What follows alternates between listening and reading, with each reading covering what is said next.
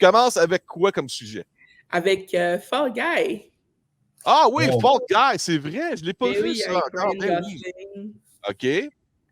Écoute, c'est un bon film d'action, justement. C'est l'histoire d'un cascadeur qui se retrouve sur un tournage après s'être blessé au travail. Donc, c'est comme son comeback. Puis, il est le stunt double d'une vedette très connue qui disparaît du plateau de tournage. Donc, il part dans une espèce de quête pour essayer de le retrouver, pour se rendre compte qu'il est lié à la mafia locale et puis qu'il est peut-être qu'il a disparu, qu'il est peut-être décédé, qu'on n'arrive pas à le trouver, on le cherche partout. Et entre-temps, on voit que sur le plateau, sur les scènes de cascade, parce qu'il est quand même encore juste cascadeur, on essaye d'appliquer des technologies justement pour essayer de faire en sorte qu'il puisse comme un peu jouer le rôle de l'acteur qui a disparu de façon inopinée. Mais c'est tous ces films, c'est sur sa quête de chercher le personnage principal qui manque à l'appel, qui est interprété par Aaron Taylor Johnson. OK.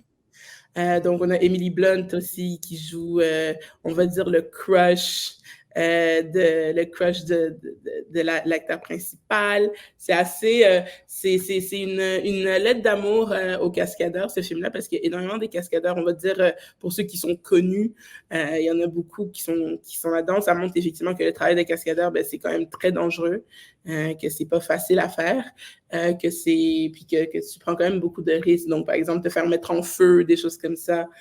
Tu vois certaines techniques aussi qui sont utilisées sur certaines cascades. Donc, moi, je dirais, j'ai pas envie de trop en dire parce qu'effectivement, trop en dire, ça serait spoilé parce que c'est un film qui reste quand même assez simple. On a vraiment début, milieu, fin. C'est un film qui est très complet en soi. Mais c'est un film qui est rempli d'humour, qui est aussi un peu absurde, mais ils se prennent pas au sérieux, ils assument totalement.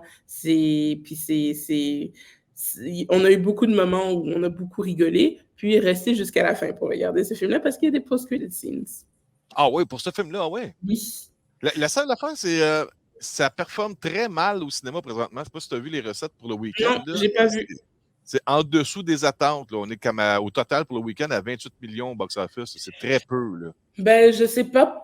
Je sais pas pourquoi, parce que c'est vrai que c'est un bon film, mais en même temps, peut-être que la publicité coince un peu. Tu sais, parfois, des fois, c'est juste sur une sorte de marketing que ça a peut-être pas été si bien marketé que ça.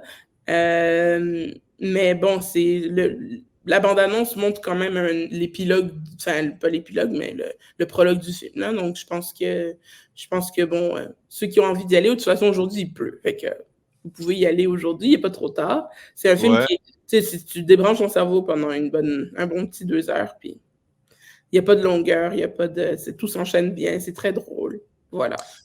En gros, c'est comme sur la vie amoureuse d'un cascadeur. Mais non, c'est pas la vie amoureuse, c'est vraiment... Il y a bien évidemment un petit volet amoureux dedans, justement, avec Emily Blunt. D'accord. Mais c'est pas sur leur histoire d'amour. C'est vraiment... La bande-annonce donne cette impression-là, par exemple. C'est ça, peut-être, on dirait qu'il va peut-être décrocher un peu les gars d'aller voir ce film-là parce que ça a l'air d'un film de Saint-Valentin, où tu amènes ta blonde voir un film où ils ont mis un petit peu de testostérone pour attirer les gars. Ça a l'air de ça. Je me trompe, il y a toujours un romantic interest dans les films, là, en général, et en particulier, surtout avec Ryan Gosling.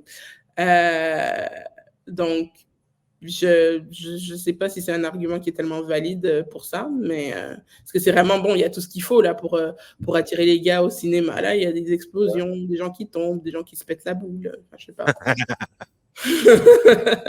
Est-ce que tu as passé du bon temps à voir le film, toi? Moi, j'ai passé du bon temps à voir ce film, donc moi, je recommande. C'est un bon film à voir un mardi, un $5 Tuesday. C'est excellent.